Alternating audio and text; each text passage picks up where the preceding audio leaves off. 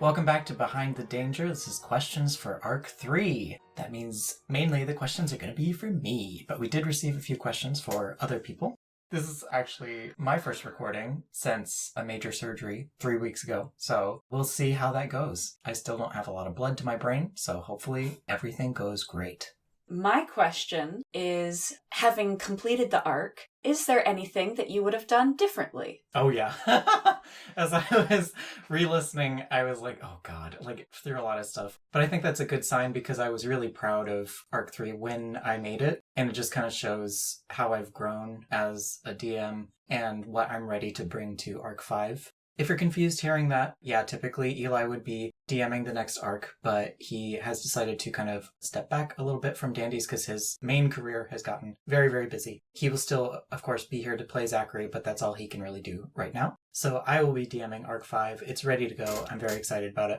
But yeah, what I would have done differently, I think I would have tried to put more voice and acting in like a I'm reading you, like a story. I'm your grandfather reading you a story, and I'm doing the voices sort of thing into the narration.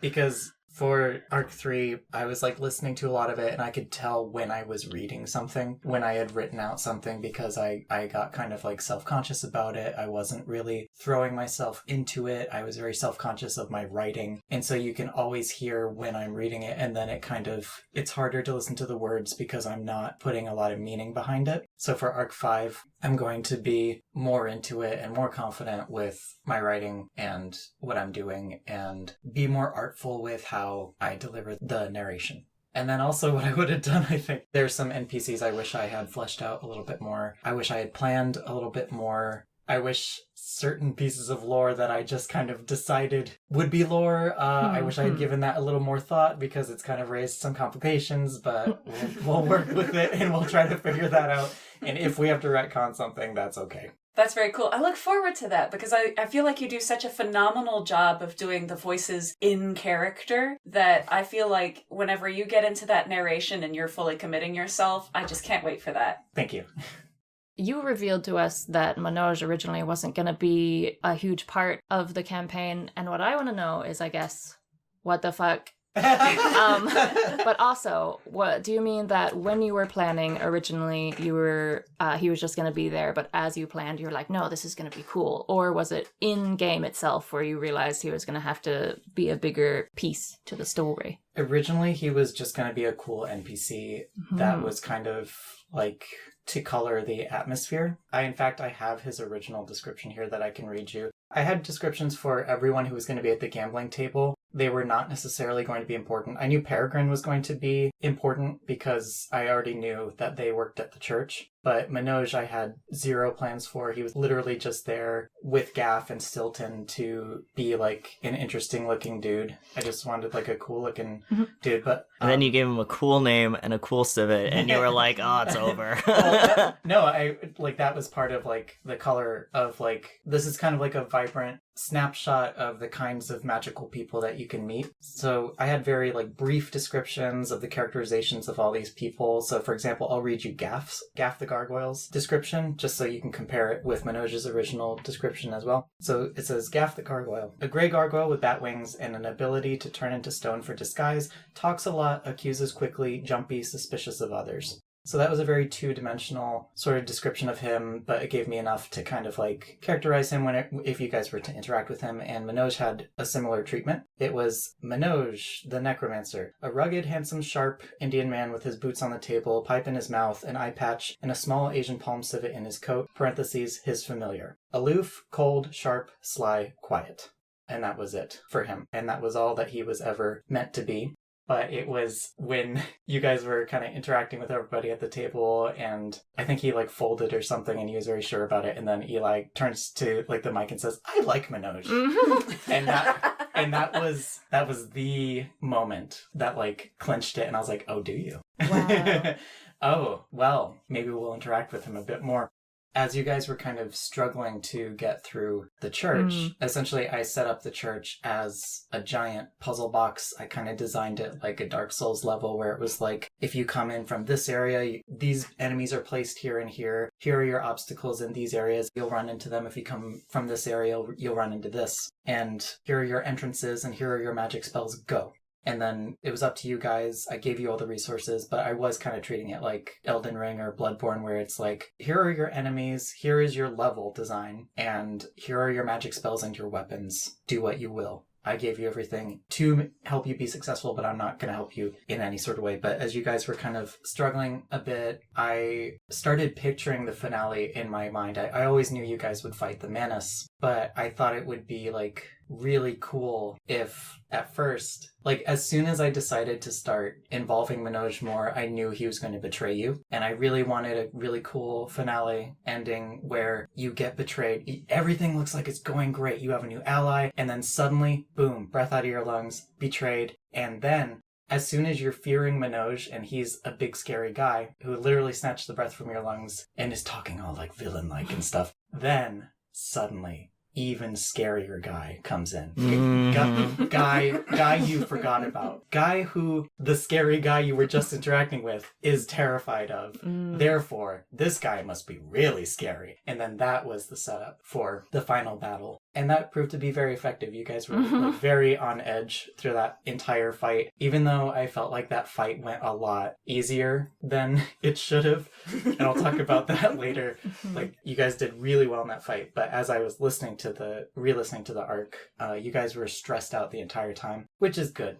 So yeah, Manoj originally, there were 0 plans for him. Wow, that's fascinating. I like that it was Eli saying, I like this guy, and you immediately being like, do you? Well. It would be a shame if he betrayed you.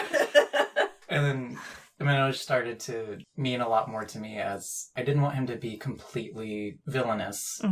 For the magic system itself, I feel like you were the one that really cemented it. Can you tell us why you were inspired to have made it the way you did? What kind of fueled how you researched it and why you chose the direction you did? I was watching a lot of a YouTube channel called Esoterica for my own fun, because the person who makes it is like a professor of the occult and magic and history, historical magic and stuff like that. And I had been watching a lot of that already, and then I started getting... I knew that we wanted to work with the church for Arc 3. So originally we had 3 sessions and an interlude that we kind of DM'd for each other without recording. We were just... Dandies started as us, like, having fun together and RPing our Regency era characters. And we kind of stayed in London a lot for those arcs. And then we started having so much fun. We were like, man, we're funny. We should start recording this. And also just kind of like for posterity, for our own sake, like we were really enjoying it and we wanted to be able to revisit that for ourselves. And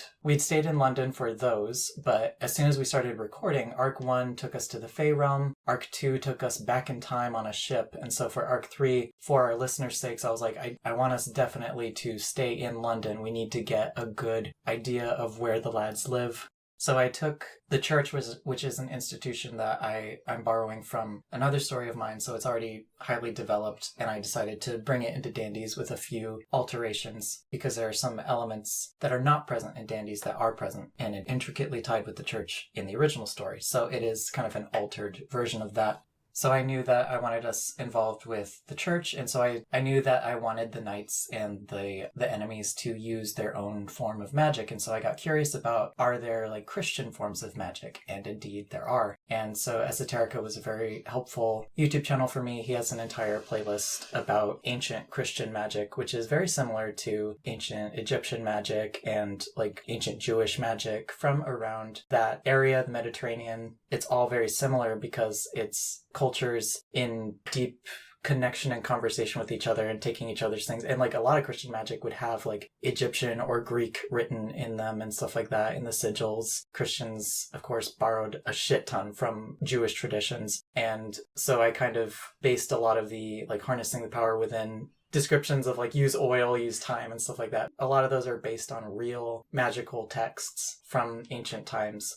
As far as like designating like the different magic types, though, I think I need to develop that a little bit more because I wanted the church to be able to block out certain types of magic because that would make sense from a security point of view. Would you say it makes sense in sort of a fun point of view too? Like it's fun to develop these things. As a game mechanic. Yeah. And then also it kind of made it so that you needed Manoj and Manoj needed you as well. And so it kind of hard locked you into you have to progress deeper into the church with Manoj. There's no other way. Yeah. Unless you took the shadows, I guess. No, you were blocked. Blocked. Right. So I hard locked you into you have to have this cool finale that I planned. You have no choice. I get a little confused by my own system sometimes too, but like part of heading into Arc 5, we're going to try to define it a bit more. Very cool. So then, speaking of these lower levels of the church that we got into at the end of the arc, there was a scene where Liam was almost drawn into the floor of the catacombs by a sort of spectral, amorphous pair of lovers. Were they an illusion reflecting some part of Liam's inner world, or were they literally previous victims of this catacombs? And do they have a story in your mind, if so? That's very interesting that you bring up if it was an illusion reflecting Liam's psychology, because that says a lot about Liam's psychology. How he feels a little trapped by his own love feelings, I suppose. They were not an illusion, they were real. A bunch of these spirits are real, trapped human spirits that have accidentally gone through the cracks of, as Manoj told you, they've gone through the cracks of the church's security, and that the 6th level was meant to be a trap for demons, but it also trapped a lot of human souls. They don't have a particular story for me, those two. But I suppose in the back of my mind, I might have been thinking of Dante's Inferno, which was one of my favorite pieces of literature to read as an English major in college. And there are different layers of hell, and one of them, I think the 2nd layer of hell, if I'm remembering it correctly, the crimes get worse as you go down, but I believe the 2nd layer was lovers who committed suicide or something like that. But I think I was kind of thinking of that. That's really cool. I have a follow-up question to that. As far as all the trapped spirits go, what is the church? Do they do anything about it? Is that like just getting pests in your basement? Or are they like, this is great. Leaves in the gutter. Yeah. We can integrate them into like our security system, or do they use them for power and energy, or what? Is it just to be spooky? The angel sigils that trapped them are the building itself. So in order to untrap them, they would have to like destroy the building, essentially. And I think Manoj tells you that as well. He says like these spirits aren't ever going to be released unless the entire thing comes down. So he says that's not anytime soon. As far as if the church is using them for energy, I can't tell you that. So they are. I can't tell you that. And as far as pests go, yeah, there's a lot of people who can't stomach going down there. But you would assume the people who do go down there, they have protections. When you went down there as well, Manoj asked, did you bring any protection spells? And you guys said no. So, but you guys kind of had your own protection when you threw down the angel feather and it created a safe space. So very few church members like to go down there, and those that do are kind of fucked up. Such as the Manus? Oh, what would make you say that? Then, more tangentially connected, we were told by Fergus that angels being tortured eventually turn into demons, and I can't remember if we were given any indication whether the church knew that or not, or if they were doing that on purpose to get special demon power instead of angel power. It was not confirmed why the church captured and was torturing these angels, and I'm not going to tell you. Okay. I'm not going to tell you why. I figured why they did. Worth a try. Worth a try. Where did the idea of having because she's a harpy, right? Maggot. Where did the idea of Maggot come from? So Maggot originally, I'll just bring this up. We actually re-recorded episode 1 because that summer I had a really, really bad mental breakdown and I was feeling at my lowest and you guys helped me through it. But it's already hard enough to share your art with someone when you're feeling healthy and like mentally 100% there, because it's a very personal thing. And you guys had recently seen me at my lowest, so I was not really feeling up to sharing my art with you. I definitely couldn't be confident about it. So when we recorded episode 1 of Arc 3, I believe the Liam birthday section is from the original recording. Yeah. And then when you guys have to get a carriage home, that's when the re-recorded section happens. But there were a few differences. One of those was Maggot. Maggot originally started out as a goblin lesbian. But Toast pointed out that goblins were very anti-Semitic, and I hadn't known that. So then I started researching goblins and being like, is there a way that we could make them not anti-Semitic? And the answer is no. They're kind of a mythical creature that were created specifically to dehumanize Jewish people. So I didn't feel comfortable working with Maggot being a goblin anymore. So it was kind of a moment where I was feeling the pressure of like traditional fantasy, where it's like, well, if you're doing like fantasy in England, there's going to be goblins. But then I was like, well, I don't even like goblins. And so I hadn't really put myself into Maggot anyway as that kind of character because they weren't fun to play. Because I don't like goblins. But I was definitely feeling that pressure of like, well, there gotta be goblins. So, but I decided it was like a moment where I decided I'm going to do what I genuinely want to do, and I'm going to make the fantasy that I genuinely like. And I love harpies. I love like bird people. I'll talk about this later as well, but Fergus actually started as a bird person, not an angel. I love bird people, so I decided, like, what's a cool bird? A bearded vulture. Well, I fell in love with seeing a bearded vulture. I love their orange feathers and their striking red eyes and the black and white on them. And I was like, all right, Maggot is a bird person, and this is what her face looks like. So it was kind of a moment of me deciding I want to follow my impulses and what I want to do with my characters and my fantasy instead of feeling the pressures of traditional fantasy. I think that made it really fun. I love Maggot's one of my favorites. Maggot. Maggot and lesbian confirmed. Very nice. Yeah. Well, I will say she is trans confirmed because cool. I realized after designing her that the specific like colorations that I wanted in the bird were only seen in male birds. Mm-hmm. And I was like, yeah, all right. Yeah, all hell right. yeah. Fuck it. Trans grandma. Trans grandma bird person. Trans grandma Maggot.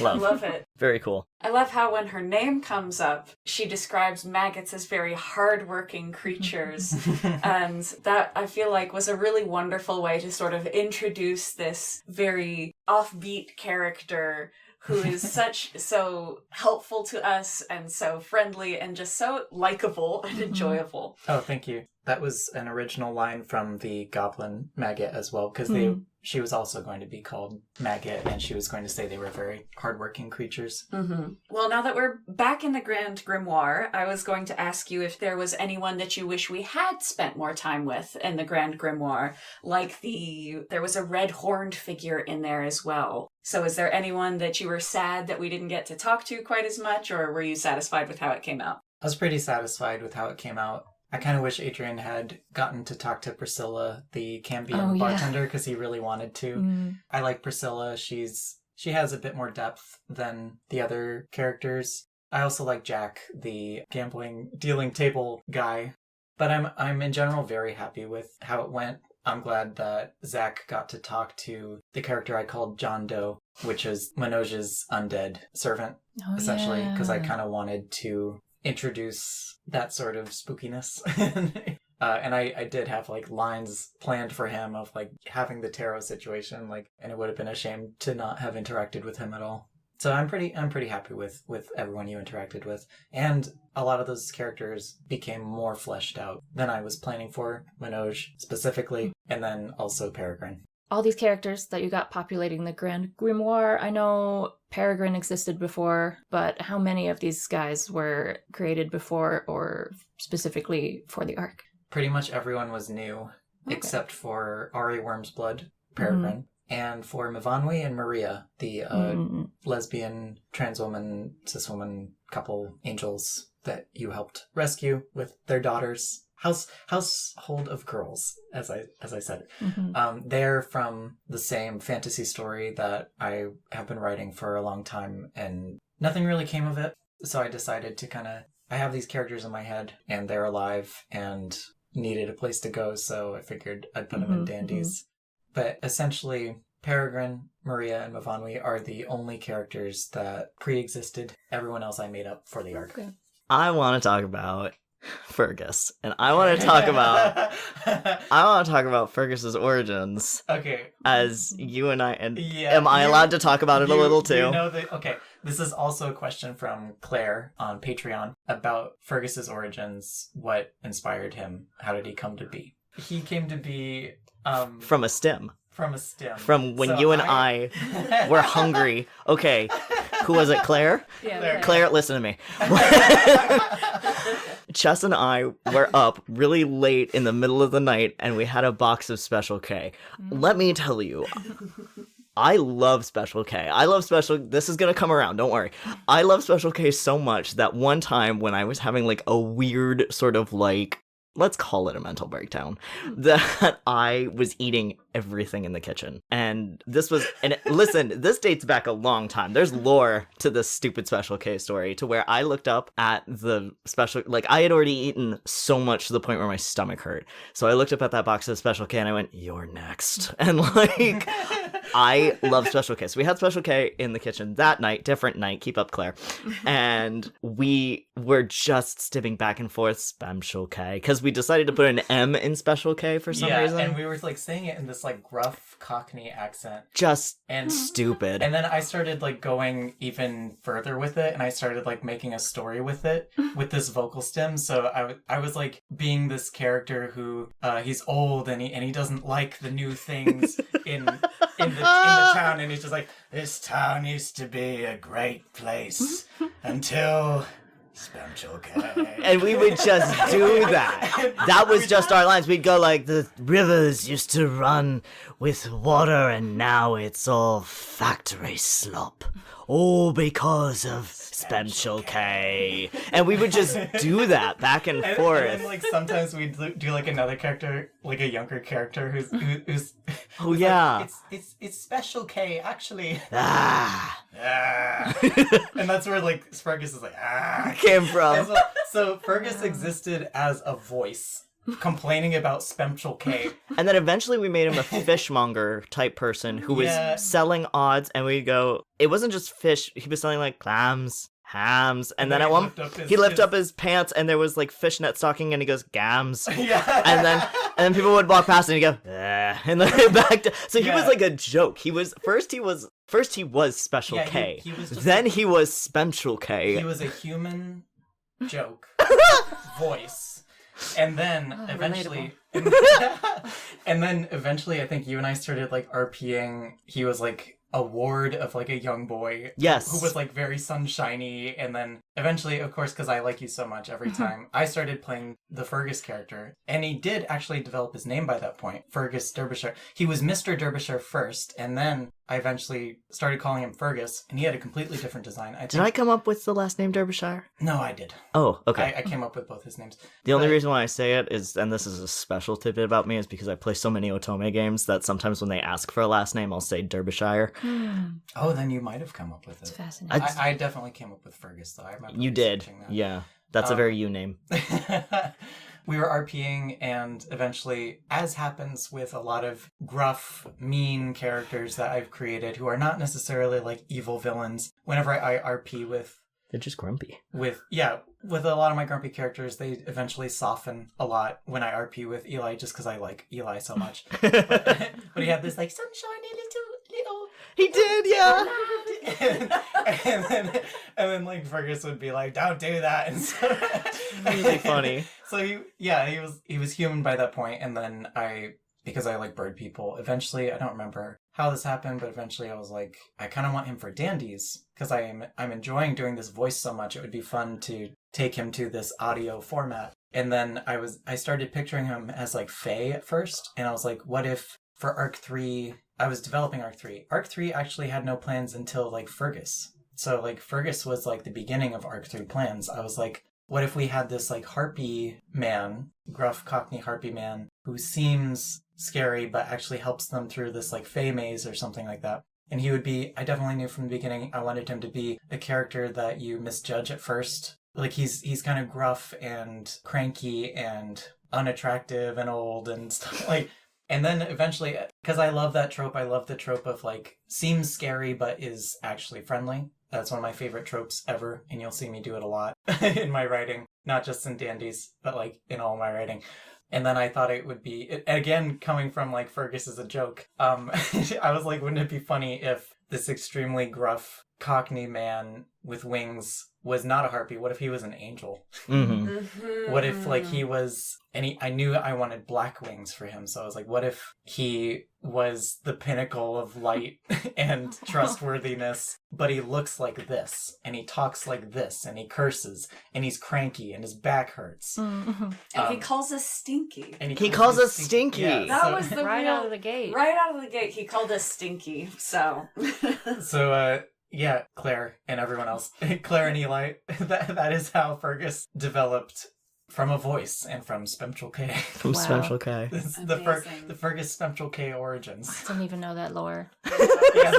That's really fascinating. all of the merch possibilities opening up for us. 'Cause Oh my We God. could talk to Special K. Don't talk about, no. If we include the M, the Spectral K, then They we can't can come avoid- after They can't come after us. I don't want to be known for that. Too late now, old man. I will say, as he developed as well, his look was kind of based a bit off of Gehrman from Bloodborne, especially Oh, when you yes. fight Gehrman I remember now. in the, because you guys pointed that out, actually. That's pretty obvious.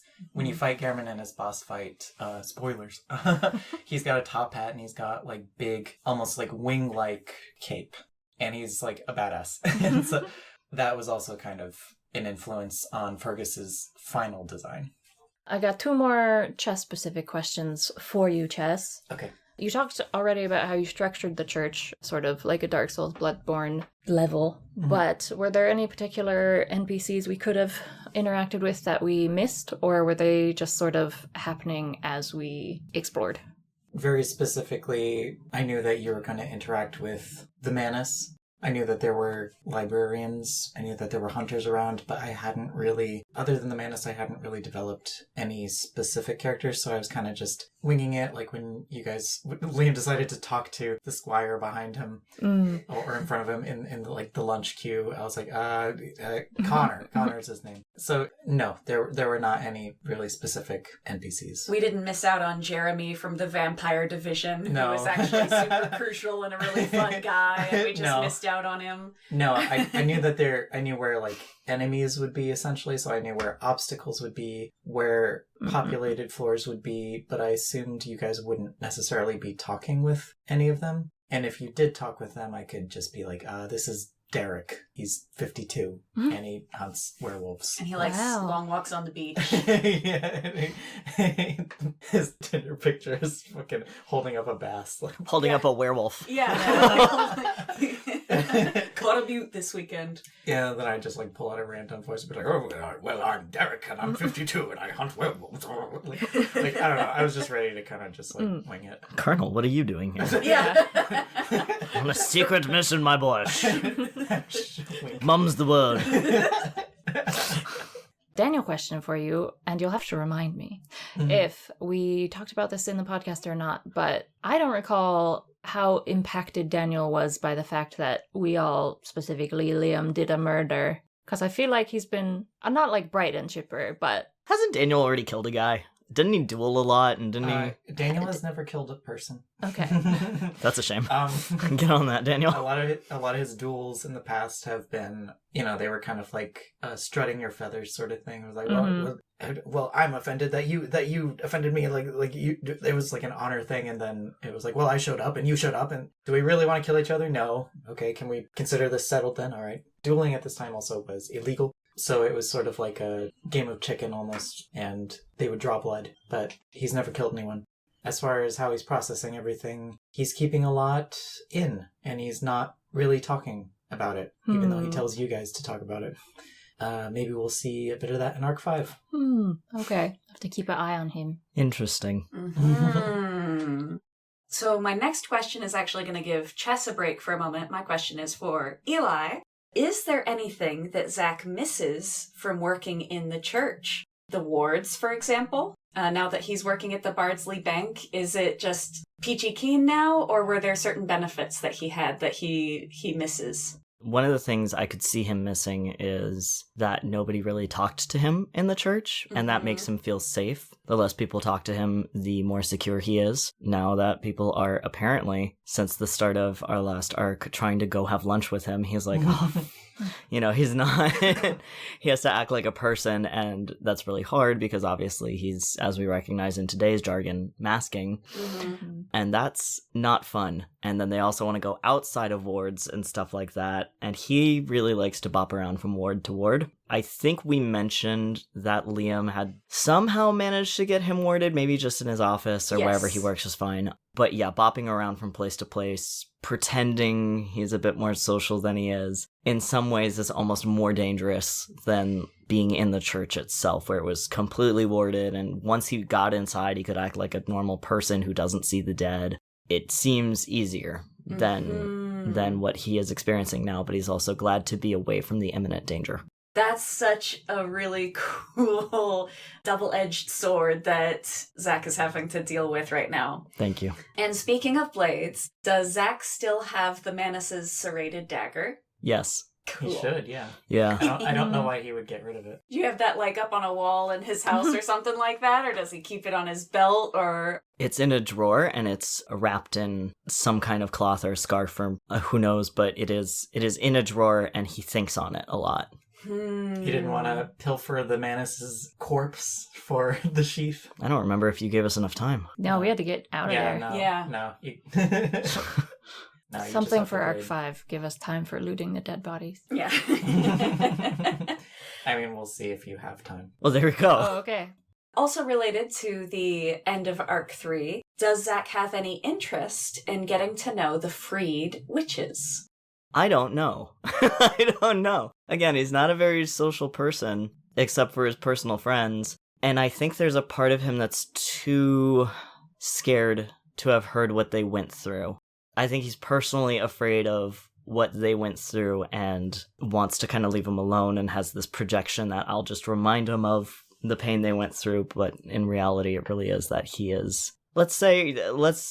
Again, we're using today's jargon, but let's say he's just emotionally burnt out. He doesn't want to know anybody new. He wants to get to the next day. And surprisingly, he's grown a bit of a taste and an addiction for throwing himself into danger, which is, as we saw, a big motivator for the last arc that you DM'd. I think he's starting to put himself into more use of investigating these things and learning about it on his own rather than connecting with people.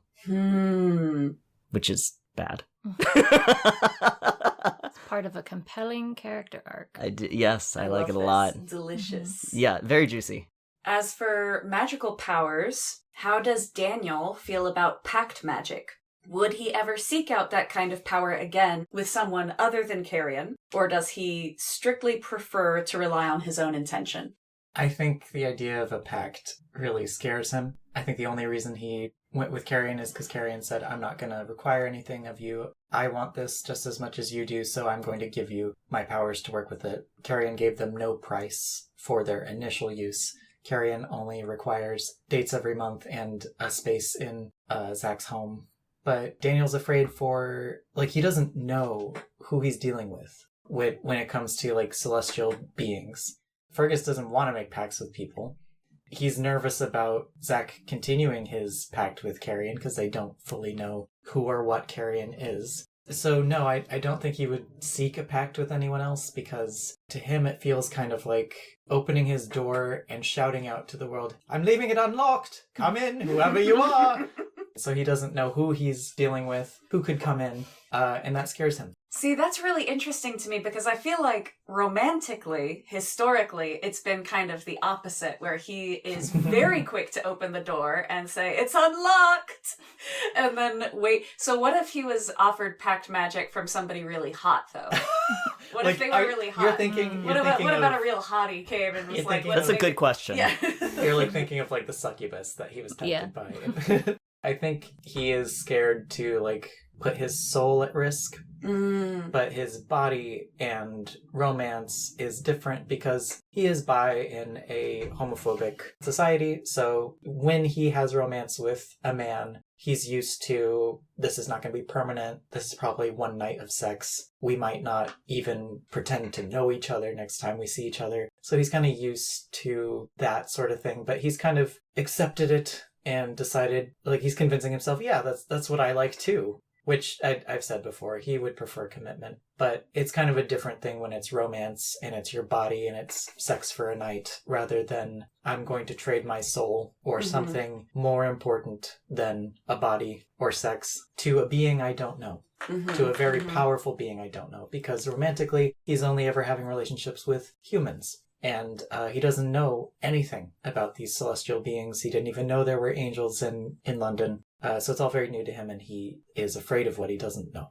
My last question is a question about Adrian. We get to see Adrian explore some new possibilities with gender presentation. Can you tell us if he's contemplating gender identity similar to Peregrine, or is it more of a fashion preference? This whole, I don't know, the gender fluidness for Adrian was not something I considered at all until we got to Arc 3, and it was kind of like Peregrine opened his eyes and he was like, you can do that? Whoa.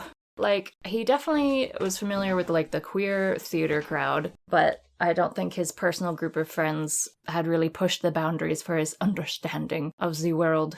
And getting to see Peregrine was something that struck him very unexpectedly. So I don't know, he doesn't know really what it is yet. He's not like, what is my gender identity? How do I feel inside? He's just like,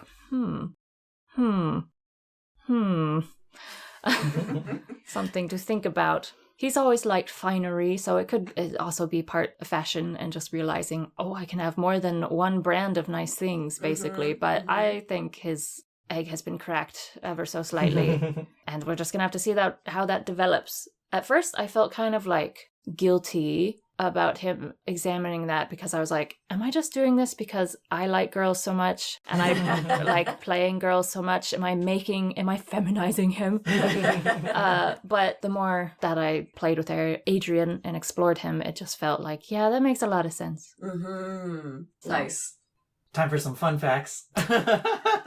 Woo! Yippee! I mentioned earlier that we had to re-record episode 1, and a lot of it was I didn't like my acting for Fergus, because Fergus has a voice where you kind of have to go 100% with it, and I wasn't doing that because I wasn't really confident in doing that. But initially we met Fergus first, and then he left, and then we meet Carrion. And what I changed for the recording that you guys know is that Carrion comes when we're still with Fergus, and I made that change because I wanted to reveal more about the characters, because you can see a lot more about characters when they interact with each other. So we kind of got, I don't want to say divorce vibes. Well, we did. We did. Yeah. But the problem is we did, which isn't really a problem. I don't want to confirm or deny that they're You already divorced. confirmed it. No, I didn't. When did I confirm that they were divorced? I feel like you said Fergus confirmed and like... I'm joking. Okay. But yeah, they initially, you met Fergus first, he left, then Ryan approached you, which kind of would have led to more ambiguity as to, like, is Ryan someone we can trust? Because he waited for the angel to leave before he came and told you that he's a demon. So, but I like it better than interacting with each other. Yeah, I think that was a really solid choice. Thank you. Another fun fact, Fergus's horses have names. He has 4 horses. Benny, Lenny, Kenny, and Finn. Okay. Yeah. And where did That's those good originate? stuff. You should name one K in the future. That's K. This is Kenny. I call him K for short. Yeah. He's special to He's me. very special. I call him Special K. Special K. And I wanted to point out that I really enjoyed Liam in this arc a lot. I thought he really shined in this arc. I liked the duel, which was not planned at all. That was one where you asked for a duel, and then we didn't see each other for like a week, and I had a week of like putting together the duel mechanics, and I was watching a bunch of fencing videos, and I told you to, Cassidy, to watch fencing videos so that we could research it and roleplay it. And that ended up being two of my favorite episodes. I think it was 2 episodes where the duel happens, but that was not planned at all. I also enjoyed bringing in your characters. And you didn't know I was going to do that. You had given me permission. You were like, you can use Charles and Gabriel whenever you want. Yes. But I was like, you're going to fight Charles. Yes! And Cassidy had given me a description of like what they're kind of like, so I could kind of play with that. I also really admired Liam. After killing the Manus, he had the capacity to comfort Zach. When Manoj had betrayed them and Zach was afraid he was going to lose his entire life and his job and everything was kind of crashing around him, Liam had the capacity to not only like still Zachary's hand, but then he gives advice to Manoj to tell him like, I want you to go be a better person. And then he also hugged Zach and was like, we're gonna set you up. And so Liam, after Liam killed someone, Liam still had the capacity to comfort two hurt people during a tense situation, and Liam actually made sure that a murder didn't happen that day. Yeah. Liam diffused that situation, and I just like really admired him in that moment in the last episode when he had the emotional capacity, even though he was hurting, to help to hurt people. And I just really, he's a good boy, and I really admired him. Yeah. Aw, shucks. Thank you. This is the last thing I'll talk about. Here's some fun things that would have happened in the Manus fight, but we didn't get to see them. Because someone had to tackle an old man. Yeah. Well, actually, most It of this works. is Adrian's fault, and it's really funny. Haha. but Adrian, like, single-handedly made the fight, like, so much easier for you guys. So the pillars that came up at the very beginning would have made the Manus invincible. So if you had tried to fight the Manus without taking out those 4 pillars, none of your hits would have hit. They were part of a shield. Damn. Oh my god, and then you did the horse thing. thing. Yeah, the horse thing. They only had 10 HP each, the pillars. So the horses, like, definitely took them out. All at once, too, because it was, like, a stampede of horses. And that pissed the Manus off, like, real bad. Because it was like before he could even, like, scare you psychologically with, why aren't my hits doing anything? It was just like, all right. Get horsed, idiot. Get horsed. So he was very upset with that. And then a little bit of the mechanics. You had Bell's song that you were fighting that was in the thuribles, as well as the incense coming out. The Bell song determined whether or not you could even act, and then the incense was determining a buildup of hypnotic sleep, and I was keeping tally of whenever you would fail a roll. Oh. And it would have put, thankfully this didn't happen with any of you, but it would have put the lads to sleep, and you would have been unable to act unless you were awakened by another ally. And there were a few moves that the Manus never got to do because Adrian tackled him. I actually learned the whole moveset of a halberd for this fight, and I never got to use it. I didn't get to use.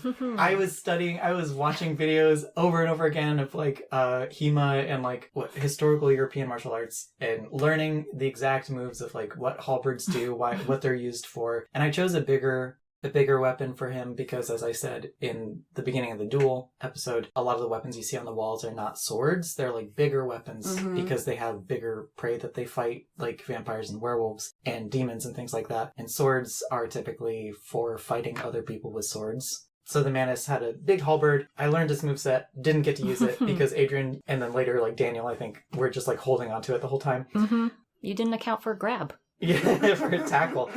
And then Peter, the angel, his angel power that the Manus tapped into that you never got to see because you, again, grabbed the Manus's halberd and then released Peter. It would have extended the reach of his halberd, so when he swiped it, a slice of blue light would have shot off of it. Like a visible slice of light making its way to the target. That's really cool, though. Which is very like Moonlight Greatsword sort of like move from like Bloodborne, and it's the FromSoft sword kind of move, but that's what it would have done. And those are my fun facts. So Cool. Peter the Angel has anime powers. Yeah. Is that what that is? He's got like anime combat powers? Or the Manus decided to use Peter for his own anime. Yeah, the Manus actually has anime The powers. Manus has anime Peter powers. is just a battery. Okay. Thank you so much for listening to Behind the Danger. That wraps up our questions for today. Although, if you would like to hear more, check out our Patreon where we will answer all of our patron questions. And Chess is going to give us deleted scenes that he will be voice acting for us. So, check it out there if you want a little extra tidbit. But otherwise, thank you so much for listening. And we will catch you next time for the interlude later this summer.